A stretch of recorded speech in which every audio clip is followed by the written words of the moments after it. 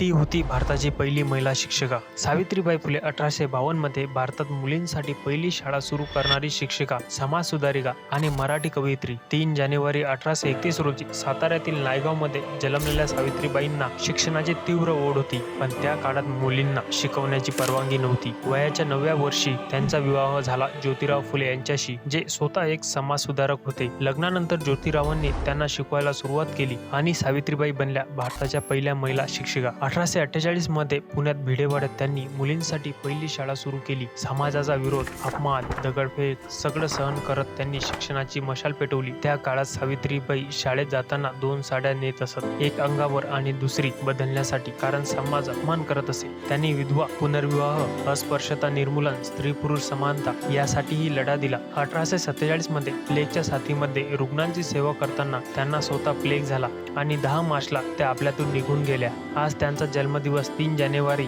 बालिका दिन म्हणून साजरा केला जातो. अशाच व्हिडिओसाठी चॅनलला सबस्क्राईब करा आणि व्हिडिओला लाईक करायला विसरू नका. भेटूया पुढच्या व्हिडिओमध्ये. धन्यवाद.